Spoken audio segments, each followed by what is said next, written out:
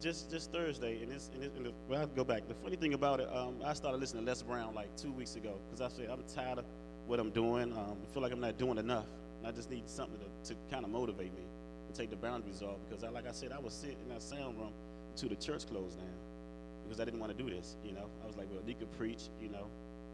Um, my kids sing in the choir, but no in the world you would have me up here to do this. But I said, I have to. My kids have to see this. It's important. But back to Les Brown, this is a very dominant motivational speaker. He kind of encouraged me. I think if I hadn't started listening 2 weeks ago, I probably wouldn't be able to do this right now. He just said, take the boundaries off. He told me to leap and grow wings on the way down. But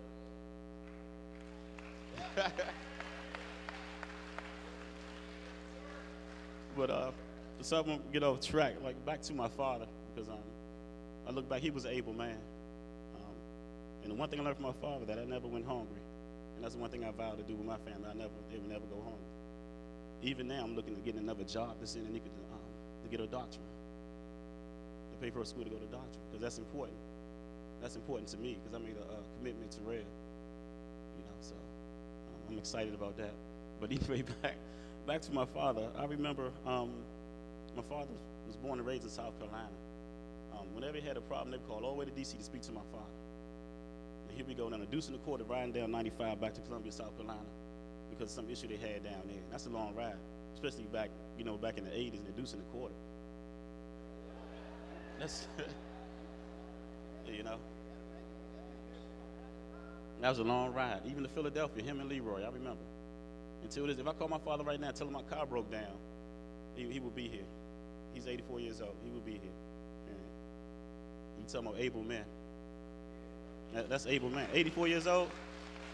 On football Sunday, and I'm calling him, telling him I have a problem, he will be here. No questions asked. That's a lot. 84. I think we need more men like that. More men like that. One more?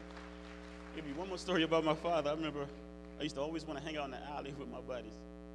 My father embarrassed me so bad because he used to come out there and get me. I used to be so mad with him. To this day, he tell you the story. I used to be so mad with him. So mad with him. But now I thank him for that. Because, wow, without your father in your life, it's tough.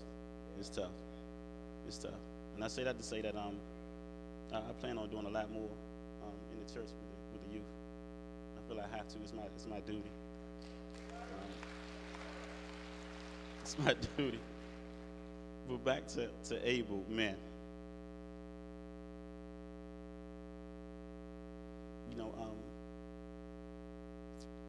I think some men are able and don't even realize they're able.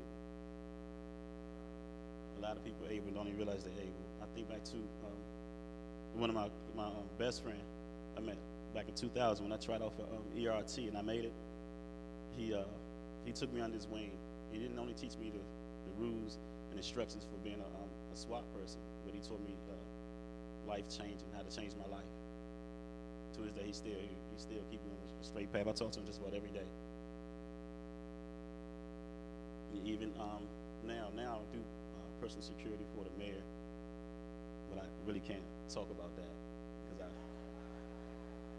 I might not have a job Monday. But I'm not saying he's a bad person or anything. I just can't get into that right now.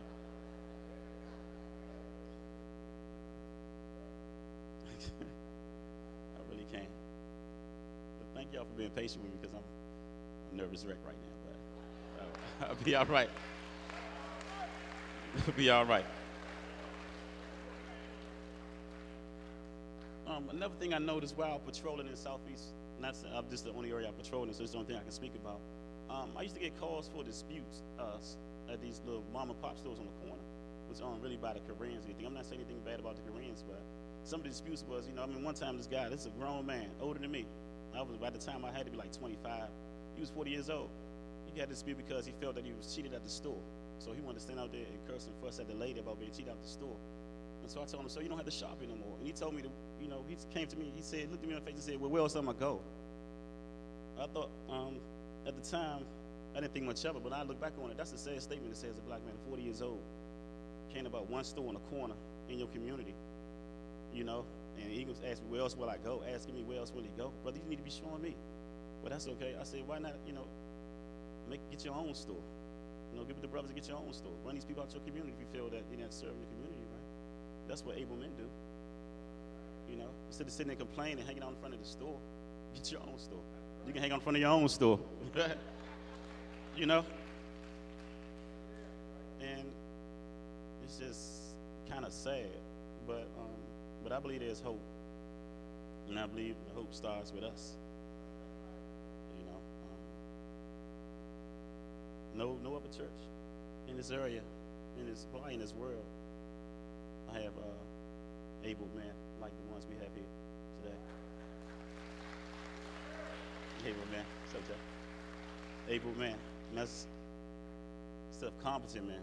You know, it's like nowadays you see men, all they want to do is run women, drink, party, have a good time. You can't take care of your community drinking and running women and high. That's impossible. That's impossible. I don't care how much you try. It's impossible. I don't want to ramble on, but I just wanted to say that I'm proud of what Reverend Wilson is doing and has done. I think the able man stops here. I think we need to applaud him for that.